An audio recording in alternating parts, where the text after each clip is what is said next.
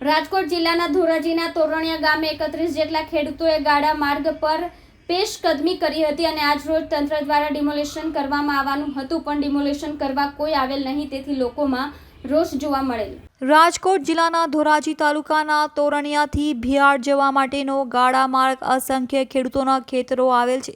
પણ આ ગાડા માર્ગ પર ઘણા ખેડૂતોએ ગાડા માર્ગ પર પેશકદમી કરી લીધેલ હોય અને આગળના ખેડૂતોને ખેતરમાં કામ કરવા માટે અને મોટા વાહનોથી અવરજવર માટે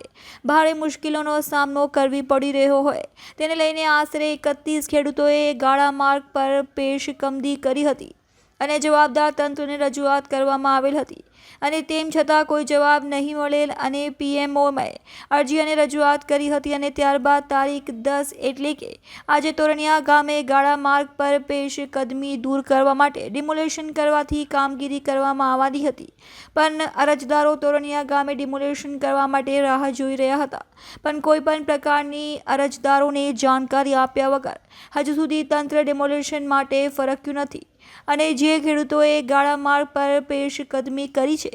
અને તેના વિરુદ્ધમાં અરજી કરનાર ખેડૂતો ત્યાં પોતાના કામો મૂકીને ત્યાં રાહ જોતા રહ્યા, પણ કોઈ તંત્રના અધિકારીઓ આવ્યા ન હતા, તેથી ખેડૂતોમાં રોષ જોવા મળેલ અને મીડિયા સમક્ષ આ ગાડા માર્ગ પર પેશકદમીથી પડતી મુશ્કેલીઓની રજૂઆત કરી હતી અને પોતાની વ્યથા વ્યક્ત કરી હતી અને કોઈ રાજકીય પ્રેશરથી ડિમોલેશન કામગીરી રોકવામાં આવી છે કે શું તેવી ચર્ચા અને ચિંતા હતી અને જવાબદાર તંત્ર આ ડેમોલેશન કામગીરી કરીને પેશકદમી દૂર કરવામાં આવે તેવી માંગ કરવામાં આવેલ।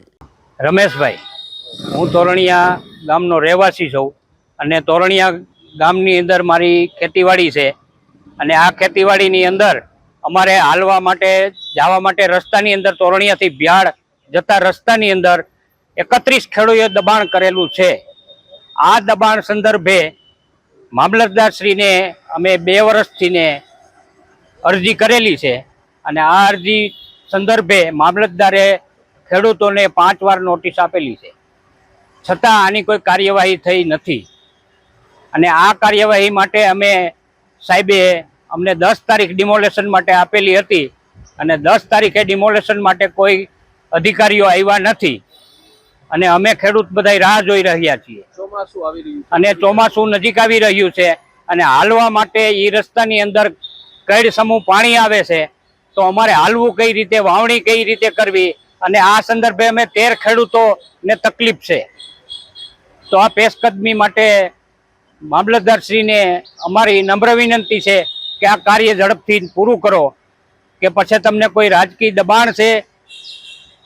એવું લાગે છે અમને। મારું નામ કરણ રમેશભાઈ આસોદરિયા, તોરણિયા ગામ।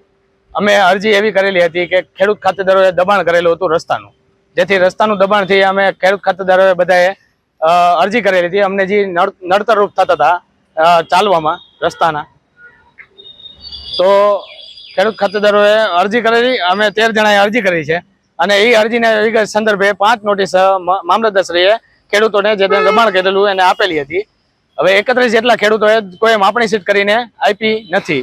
તો તાલુકા અને સીએમઓ પીએમઓમાં તાલુકા સ્વાગતમાં અમે અરજી કરેલી હતી, જેના સંદર્ભે 10 તારીખે ડિમોલેશનની વાત થઈ હતી। 6 તારીખે મામલતદારશ્રી અને ડીએલઆર શ્રી આવીને ત્યાં ખેડૂત ખાતેદારો જેનું દબાણ હતું તેને ત્યાં કીધું હતું કે તમે જેટલું દબાણ છે એનું સ્વેચ્છાએ ખાલી કરી આપો, નહીં તો પછી અમે ત્યાં ડિમોલેશન કરશી। અને તો 10 તારીખે અમે ત્યાં રાહ જોઈએ છીએ, પણ હજી કોઈ આવ્યું નથી અને આગળ કોઈ રાજકીય પ્રેશર છે કે કાંઈ ખબર નથી અમને।